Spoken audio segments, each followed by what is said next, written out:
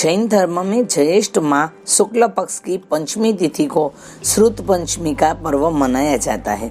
इस दिन भगवान महावीर के दर्शन को पहली बार लिखित ग्रंथ के रूप में प्रस्तुत किया गया था। पहले भगवान महावीर केवल उपदेश देते थे और उनके प्रमुख शिष्य उसे सभी को समझाते थे, क्योंकि तब महावीर की वाणी को लिखने की परंपरा नहीं थी। उसे सुनकर ही स्मरण किया जाता था, इसीलिए उसका नाम श्रुत था। जैन समाज में इस दिन का विशेष महत्व है। इसी दिन पहली बार जैन धर्म ग्रंथ लिखा गया था।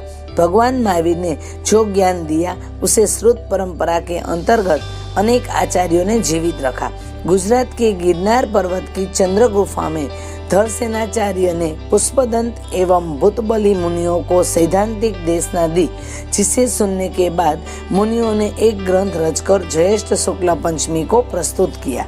एक कथा के अनुसार 2000 साल पहले जैन धर्म के वयोवृद्ध आचार्य रत्न परम पूज्य संत श्री धरसेनाचार्य को अचानक यह अनुभव हुआ कि उनके द्वारा अर्जित जैन धर्म का ज्ञान केवल उनकी वाणी तक सीमित है। उन्होंने सोचा कि शिष्यों की स्मरण शक्ति कम होने पर ज्ञान वाणी नहीं बचेगी, ऐसे में मेरे समाधि लेने से जैन धर्म का संपूर्ण ज्ञान खत्म हो जाएगा। तब धरसेनाचार्य ने पुष्पदंत एवं भूतबली की सहायता से षट खंडागम शास्त्र की रचना की।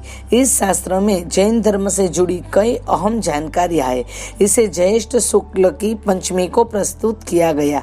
इस शुभ मंगलमय अवसर पर अनेक देवी देवताओं ने नमोकार महामंत्र से षट खंडागम की पूजा की थी। इसकी सबसे बड़ी विशेषता यह रही है कि इस दिन से श्रुत परंपरा को लिपिबद्ध परंपरा के रूप में प्रारंभ किया गया। इस ग्रंथ को षट खंडागम के नाम से जाना जाता है, इसीलिए यह दिवस श्रुत पंचमी के नाम से जाना जाता है। इसका एक अन्य नाम प्राकृत भाषा दिवस भी है।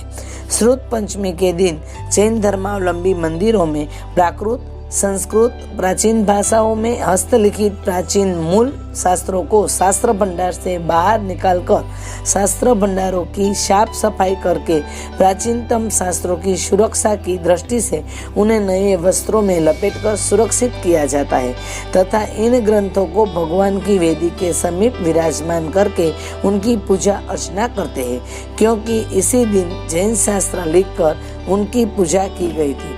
क्योंकि उससे पहले जैन ज्ञान मौखिक रूप में आचार्य परंपरा से चल रहा था।